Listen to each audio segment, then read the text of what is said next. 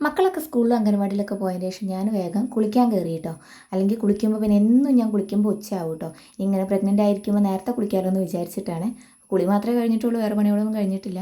അത് കഴിഞ്ഞിട്ട് ഞാൻ വേഗം അടിച്ചു വരാൻ നിന്നു കേട്ടോ. മുകളിൽ നിന്ന് ഇങ്ങനെ പൊടികൾ വീഴും കേട്ടോ. നമ്മുടെ ഓടിട്ട വീടായ കാരണം കൊണ്ട് ഇങ്ങനെ പൊടി എപ്പോഴും വീണുകൊണ്ടിരിക്കും. എത്ര വൃത്തിയാക്കിയാലും പിന്നെയും പൊടി വീഴും കേട്ടോ. അത് കഴിഞ്ഞിട്ട് ഞാൻ വേഗം തുടയ്ക്കാൻ നിന്നു കേട്ടോ.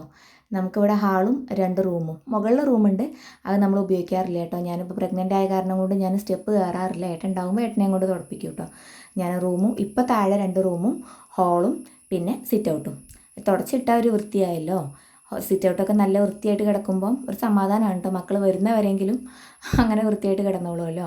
അത് കഴിഞ്ഞിട്ട് എനിക്ക് കുറേ പാത്രങ്ങൾ കഴുകാനുണ്ടായിരുന്നു കേട്ടോ.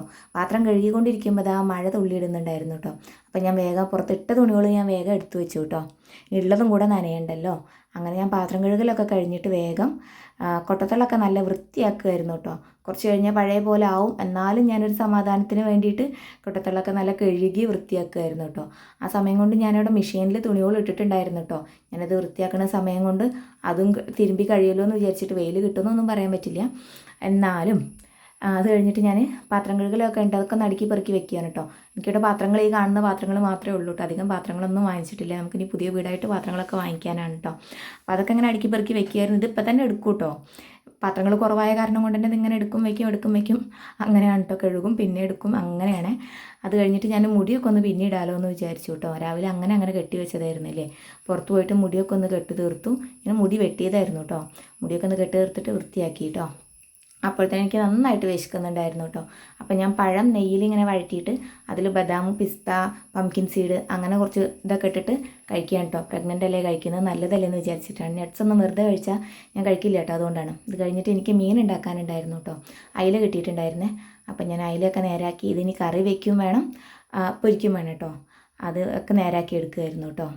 അത് കഴിഞ്ഞിട്ട് ഞാൻ ചോറ് അടുപ്പത്ത് വെച്ചിട്ടായിരുന്നു കേട്ടോ മീൻ ഉണ്ടാക്കാൻ വന്നത്. അപ്പോഴത്തേനും ചോറ് വെന്തോളല്ലോ എന്ന് വിചാരിച്ചിട്ട് അപ്പോൾ മീൻ ഉണ്ടാക്കലൊക്കെ കഴിഞ്ഞ് നോക്കിയപ്പോൾ ചോറ് ആയിട്ടുണ്ട് കേട്ടോ. അത് കഴിഞ്ഞിട്ട് ഞാൻ കറിക്ക് വെച്ചു കേട്ടോ. പ്രത്യേകിച്ച് ഒന്നുമില്ല, തക്കാളി, പച്ചമുളക്, പിന്നെ മഞ്ഞൾപ്പൊടി, ഉപ്പ്, മുളക് പൊടി, മല്ലിപ്പൊടി എല്ലാം കൂടെ പുളി ഒഴിച്ചിട്ട് തിളപ്പിക്കുക കേട്ടോ. പുറത്ത് നല്ല മഴ പെയ്യുന്നുണ്ടായിരുന്നു കേട്ടോ. കുറച്ച് നേരം ഞാൻ ഉമ്മർത്ത് വന്നിട്ട് മഴയൊക്കെ അങ്ങനെ കുറച്ച് നേരം അങ്ങനെ നോക്കി നിന്നു കേട്ടോ. അപ്പോഴത്തേനും കറിയൊക്കെ തിളച്ചിട്ടുണ്ടായിരുന്നു. മീനൊക്കെ ഇട്ട് അങ്ങനെ കറി സെറ്റായി കേട്ടോ. അത് കഴിഞ്ഞിട്ട് മീൻ പൊരിക്കാനുണ്ടായിരുന്നു കേട്ടോ. അതിലേക്ക് ഇഞ്ചി, വെളുത്തുള്ളി, പച്ചമുളക് അങ്ങനെ എല്ലാം കൂടെ ആയിട്ട് പിന്നെ പൊടികളും കുറച്ച് വിനേഗറും കൂടെ ചേർത്തിട്ട് നന്നായിട്ട് മിക്സ് ചെയ്തിട്ട് മീനിലേക്ക് അങ്ങനെ തേച്ച് പിടിപ്പിച്ചു കേട്ടോ.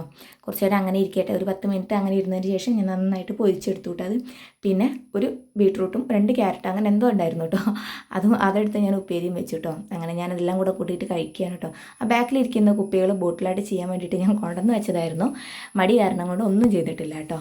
അപ്പോൾ ഇന്നത്തെ വീഡിയോ ഇത്രയേ ഉള്ളൂ. വീഡിയോ ഇഷ്ടമാവുകയാണെന്നുണ്ടെങ്കിൽ ലൈക്ക് ചെയ്യുക, സബ്സ്ക്രൈബ് ചെയ്യുക കേട്ടോ.